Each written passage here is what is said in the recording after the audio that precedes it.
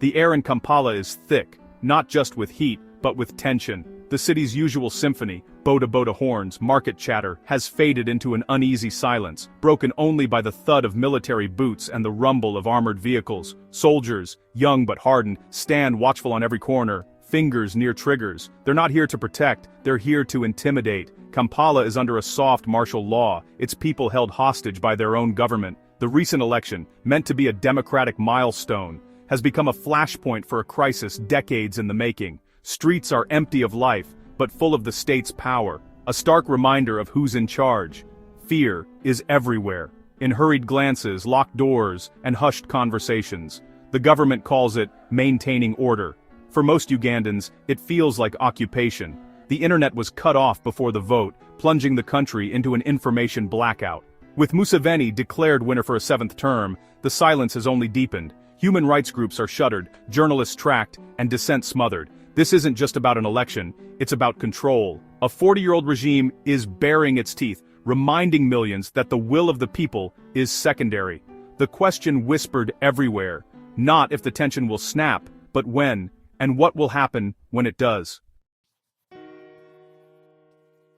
Uganda's election was no festival of democracy, it was a coronation enforced by force. Museveni, the 81-year-old incumbent, relied on the machinery of a state he's ruled for 4 decades, his message stability and strength, plastered on every wall. Opposing him was Bobi Wine, a musician-turned-politician promising change for Uganda's young majority. His campaign faced violence, arrests, and media blackouts. On polling day, the internet was down and voters were ordered home. No chance for independent oversight.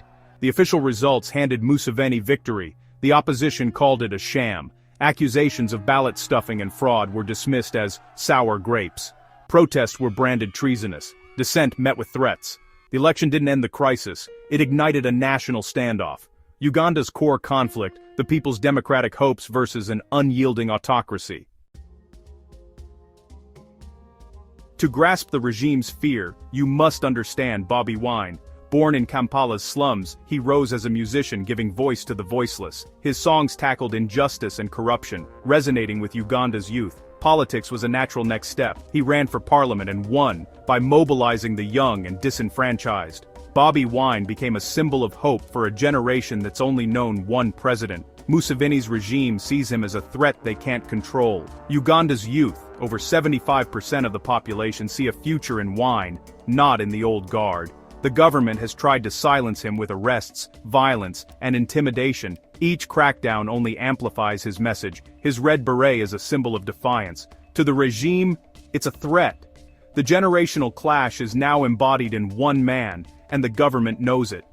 Bobi Wine is both a rallying point and a lightning rod. The stakes have never been higher.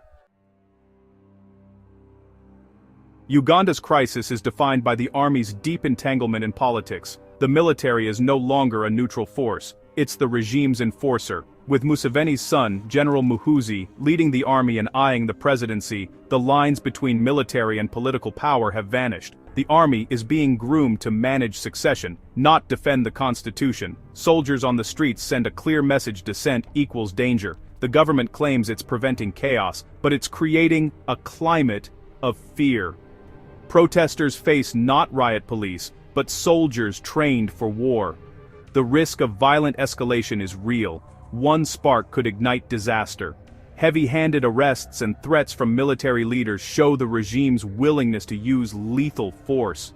The army is no longer a shield for the people, it's a cage. The psychological toll is immense. Survival, not democracy, is on people's minds. Uganda's future now hangs in the balance between the ballot and the bullet. Uganda's turmoil threatens to destabilize all of East Africa. As a regional power, Uganda's military is vital to peacekeeping in Somalia, the DRC, and South Sudan. If crisis consumes Uganda, it could create a power vacuum and reignite conflicts across the region. A refugee crisis looms. Uganda hosts over 1.5 million refugees, but chaos could force its own citizens to flee. Neighboring countries, already struggling, would be overwhelmed. Borders could close, trade could collapse, and humanitarian emergencies would multiply. Uganda's economy is tied to the region. Conflict would cripple trade routes and devastate livelihoods. Political contagion is a real risk. Youth movements in Kenya and Tanzania are watching closely. A successful uprising or a brutal crackdown in Uganda could inspire or intimidate activists across borders. The region's leaders and activists are both preparing for the fallout. Uganda's crisis is a test case for East Africa's future. The consequences will ripple far beyond its borders. As Uganda teeters, the world's response is muted. Western powers offer only vague concern, unwilling to jeopardize their security partnership with Museveni. For decades, he's positioned himself as the West's indispensable ally in a volatile region. The dilemma: support democracy and risk instability, or back the regime and ignore abuses. So far, stability has won out. Democratic backsliding is overlooked. Museveni's value as a security partner shields him from real consequences. Sanctions and aid cuts are seen as too risky. For Ugandans, this silence feels like betrayal. The world's distraction and cynicism embolden the regime. Inaction isn't neutrality, it's complicity. Uganda faces three stark paths. First, a crackdown. The regime crushes dissent with force, silencing opposition and ruling by fear. This may bring short-term control, but it breeds resentment and risks future explosions. Second, chaos. If protests erupt, violence could spiral, security forces could fracture, and civil conflict could follow. The result: bloodshed, collapse, and regional instability. Third compromise, the hardest path: negotiation, reform, and dialogue. It would require Museveni to acknowledge discontent and the opposition to channel anger constructively. Mediators could help broker a deal, perhaps a transitional government or real electoral reforms. It's the least likely, but the only path to lasting peace. Uganda stands at a crossroads, each path fraught with danger. The choice will define the nation's future. The world is watching, but the decision is Uganda's.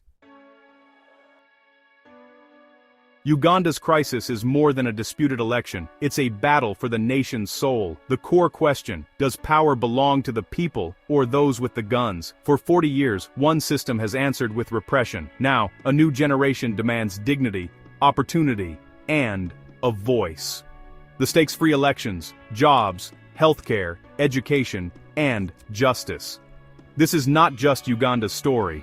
It echoes across Africa. The outcome will send a message: either brute force prevails, or the people's will cannot be denied.